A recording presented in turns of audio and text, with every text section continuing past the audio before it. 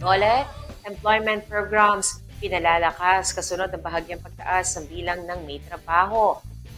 Dole employment programs ang patuloy na pinalalakas ng Department of Labor and Employment matapos ilabas ang Labor Force Survey ng Disyembre 2025.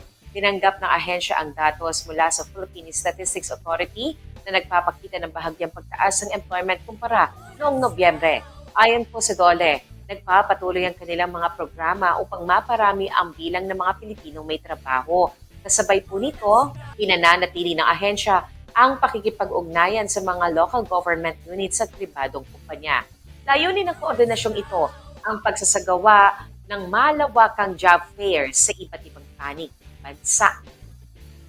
Ating mandato sa Bureau of Local Employment ay magbigay ng access po sa ating mga kababayan sa ilalim ng Labor and Employment Plan at sa Trabaho para sa Bayan Plan. Ang partikular na programa po nito ay nabibilang sa ating mga Public Employment Service Offices. Ang ating pong mga peso ang naghahatid ng employment opportunities, kaya po sila ay kumakalap ng mga vacancies sa mga employers natin, kung saan ito naman po ay ipinaabot natin sa ating mga kababayan naghahanap ng trabaho. Ang mga pesos din po natin ay nagbibigay ng career development support. So tinutulungan po nila yung mga nais pong maghanap ng trabaho katulad po ng mga first-time job seekers, mga returning OFWs. Kasama na rin po dyan yung mga displaced workers po natin. At kabilang po sa mga programang ini-implementa din po namin ay ang mga job fair activities na sinasagawa natin nationwide. Sa ilalim po ng direktiba ng ating Pangulo, importante po na mapalapit natin ang oportunidad na ito sa ating mga kababayan. Kaya po patuloy po ang DOLE sa pagmamonitor po ng pagsasagawa ng mga monthly job fairs po sa buong.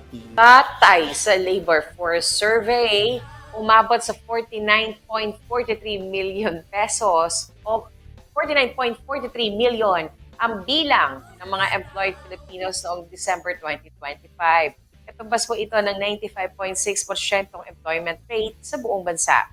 Mas mataas po ito sa kumpara sa 49.26 million na naitala noong November 2025. Gayunpaman, mas mababa pa rin po ito kumpara sa 50.19 million na naitalang employment noong December 2024. Samantala po, inuulat naman ni Claire Dennis Mapa na nananatili sa 2.26 million ang bilang ng mga walang trabaho. Dahil dito, nananatili rin sa 4.4% ang unemployment rate noong December. Sa kabilang banda, bumaba sa 8% ang underemployment rate ayon sa PSA. Ibig sabihin po nito, nabawasan ang bilang ng mga manggagawang naghahanap pa ng karagdagang oras o trabaho. Ang underemployment rate po ay isa sa binabantayan po natin sa Labor Force Survey ng PSA. At importante po na makita natin yung pagbaba po nito ay tumutukoy sa bilang ng mga kababayan nating naghahanap ng additional na trabaho.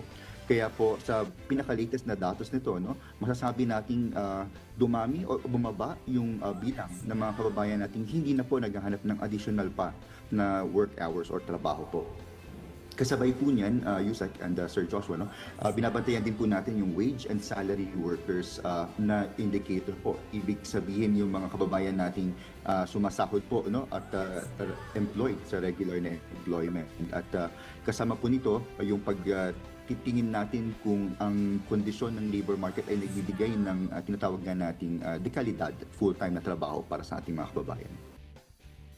Batay po sa PSA, nanguna ang agriculture at forestry sa pagtaas ng employment. Kasama rin sa mga sektor na nag-ambag ang public administration and defense. Nakatulong din ang accommodation and food service activities sa pag-angat ng bilang ng may trabaho. Sa huli, inaasahang maglalabas pa ng karagdagang pagsusuri ang economic managers ng pamahalaan pagpasok po ng 2026.